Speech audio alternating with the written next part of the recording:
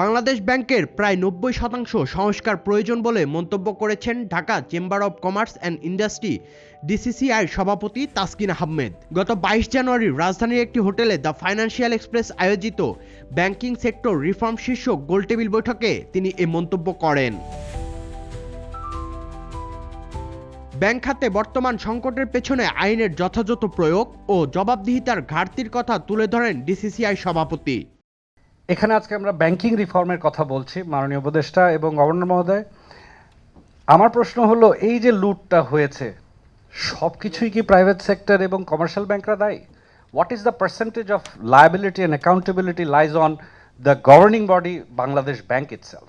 আমার তো মনে হয় রিফর্মসটা বাংলাদেশ ব্যাংকে যদি 90% হয়, এই আমরাই কিন্তু যে মানুষ আইন ভঙ্গ করি, যখন আমরা ক্যান্টনমেন্টে ঢুকি বা সৌদি বা ইউএই যাই, তখন কিন্তু আমরা সব সোজা। আইন যদি প্রয়োগ থাকে এবং অ্যাকাউন্টেবিলিটি ঠিক থাকে, সেক্ষেত্রে কিন্তু আজকের এই দশাটা কিন্তু এখানে হতো না। অফকোর্স আমরা প্রাইভেট সেক্টর পক্ষে বলছি, কোনো পলিটিসাইজ বক্তব্য নয়।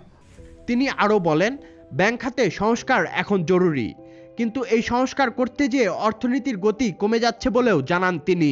Banking reform is very mandatory, কিন্তু এটা করতে গিয়ে যে ইকোনমিক স্লোডাউনটা আমরা দেখছি এবং যেভাবে আমাদের কর্মসংস্থান কমে যাচ্ছে এবং দারিদ্র্য সীমার নিচে চলে যাচ্ছে, আমাদের একটা প্রাইভেট সেক্টর থেকে রিকোয়েস্ট থাকবে যে এই রিফর্মের মধ্যে দিয়েও আমরা মাইন্ড বাই ল্যাঙ্গুয়েজ বা ওয়ার্ড, কম্বল বাঁচতে বাঁচতে কিন্তু লোম বাঁচতে বাঁচতে কম্বল খালি হয়ে যাবে, ব্যবসায়ী খুঁজে পাবেন না। So short term, mid term and long term কিছু প্রোপাগান্ডা নিয়ে আমাদের 15টা-10টা ব্যাংক ছাড়া বাকি সবই তো মানে অরেঞ্জ অ্যান্ড রেডে চলে গেছে।